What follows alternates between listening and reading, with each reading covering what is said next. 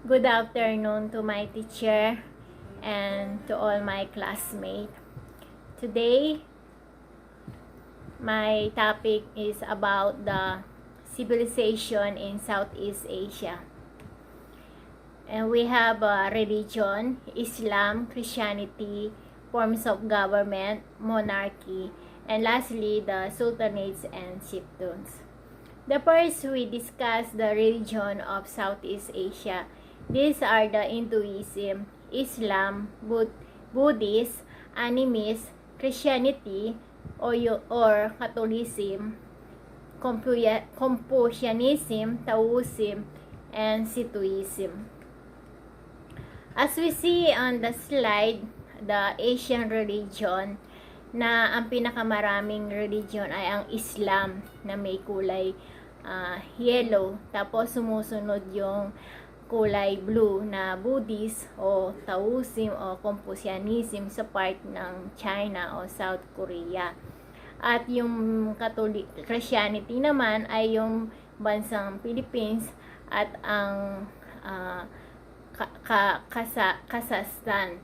So isa yan sa mga Asian religion na makikita natin kung gaano karami sa isang bansa. This religion I will discuss is the Hinduism. It's said that it's one of the oldest religion in the world. Why? Because it was traced back through Asian religion on the 2nd millennium BC, and they were composed during their period at the 1st AD, and they was spread throughout Southeast Asia by Indian traders who established marketing center on their routes. And they have priests, they call them Brahman, that instructed people on Hindu beliefs. Some say that Southeast Asia was Indocized or Indianized during their period, and it was state religion for many Southeast Asian countries for the 5th to 14th century.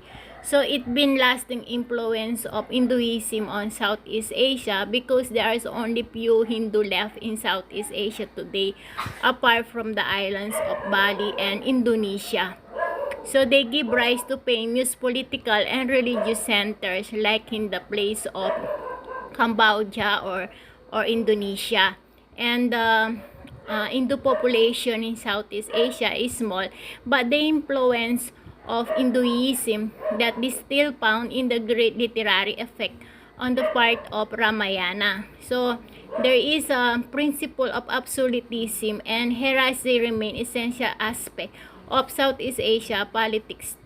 What are the beliefs of Hinduism? First, they believe in a supreme God, the Brahman, the first person in all things, every living things as a soul. Central belief involves cycle of birth, death, and rebirth, and the control by karma. That this karma is the belief that one action have good or bad consequences, and the life should be lived according to the dharma or code of conduct. What are the symbol of Hinduism? One of these is the or AUM. It is the sound heard in deepest meditation, and it's said to be the name most suited for God. And they encourage the practice of yoga, which combine physical and mental exercise to reach state of tranquility. Buddhist is the most important religion in Southeast Asia, being the second largest in the region.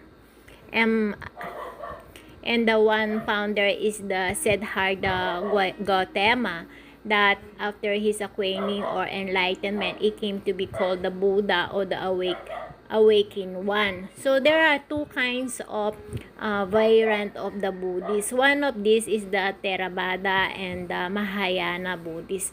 So if we determine the Theravada, they are the way of the elders, that they stress respect for the elders, while the Mahayana Buddhist, this is the beginning around the 2nd BC, involved from other sub-tradition, and they spread eastward across the Central Asian trade routes to China. Buddha early teaching and the Four Noble Truths. These are the life is suffering. Suffering is caused by attachment to ease. Suffering, one must let go of attachment. lose attachment by following the Eightfold Path. And the right understanding of Four Noble Truths are the right thinking, right speech, right action, and the right living, right effort, right mindfulness, and the right concentration. Confucianism in Southeast Asia. This was founded by the Confucius, as we studied last meeting, that the Chinese name Confucianism is a belief system beyond the moral philosopher of Confucius. And this Confucianism is a complex set of beliefs emphasizing harmony, stability, consensus, and authority. And there is no priesthood and no formal ritual in the Confucianism. Main tenets of Confucianism, this is the sacrifice. Confucius believed people should study to fast to understand how to behave and be virtuous.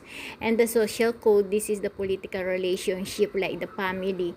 And rulers should have behaved toward their subject. They want fathers to with their children, and certain ritual of the past should be followed with this code.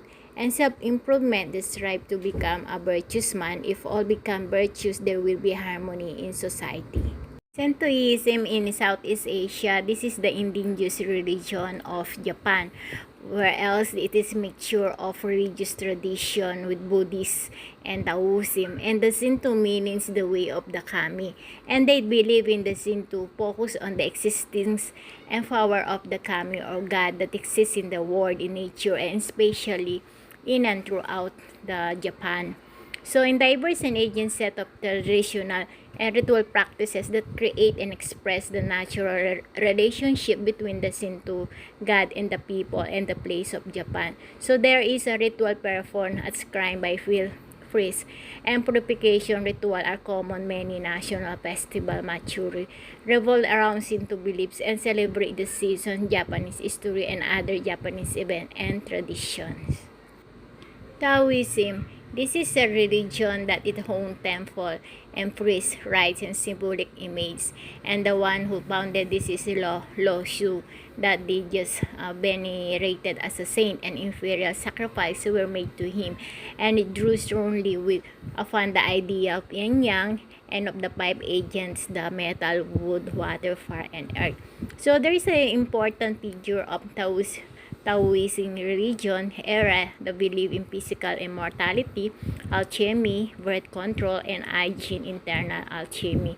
And it is supported a function of deities, including Loshu as one of the three supreme ones. And one more thing, that Taoism is the road toward perfection, perfect balance, and perfect harmony, and is the center of authentic and meaningful life combined with God and Goddess from the Chinese folktales. Animism. It is a practice almost all over the Southeast Asia, with a varied belief system that is associated with the regional culture and tradition. And this is the idea that all things animated and inanimated possess a spirit or an essence. Spirit meaning they believe in the ancestor spirit. People that they were important in this life are considered powerful in the afterlife. And spirit of the environment, genie of the soul, a spirit in trees, along road, or in waterfalls. Keep must be propitiated with food or scrying to keep these areas safe. And spirit of natural phenomena consulted as needed. Example include sun, moon, storm, and earthquakes. They represent the uncertainty of the world. Christianity as a minor religion in much of Southeast Asia. The origin of Christianity in Southeast Asia, there are two predominantly Christian countries. This is the Philippines, the S Timor, wherein there is 85% of Filipino and 90% of Timorar are Roman Catholic. So the Catholicism came to the Philippines in the 16th century with the arrival of the Spaniard to the East Timor with the arrival of the Portuguese Dominican friar. And how did a small number of Spaniards convert the black of the Filipinos to Catholicism? Because there was no centralized power, and because animist belief left them open to a more structured belief system offering salvation. So The Christianity today, there is now 282 million to 12% of region in East and Southeast Asia as a long history that has reflected the religious, so cultural, political, and socio-economic diversity of the region. And churches in the region have experienced the political challenge of colonialism, conflict, communism, and religious fundamentalism. Islam is the most widely practiced religion in Southeast Asia, and it is the second largest religion in the world after the Christianity, because there is 1.8 billion Muslim worldwide, and it is root go back farther. The scholar typically date the creation of Islam to the 7th century, and it is stated in Mecca in the modern day Saudi Arabia during the time of the Prophet Muhammad life. Today, the faith is spreading rapidly through the world. In fact, it meaning to say it is submission to the will of God, the meaning of the word Islam. So the followers of Islam are called Muslim, and the Muslim are monotheistic and worship one all-knowing God, who is in Arabic is known as Allah. So they know only the God is Allah. And their followers of Islam aim to live a life of complete submission to Allah, and they believe that nothing can happen without Allah's permission, but humans have free will. And Islam teaches that Allah's word was revealed to the Prophet Muhammad through the angel Gabriel, and they believe several prophets were sent to teach Allah's law. They respect some of the same prophet as Jew and Christian, including Abraham, Moses, Noah, and Jesus. Muslim contend that Muhammad was the final prophet.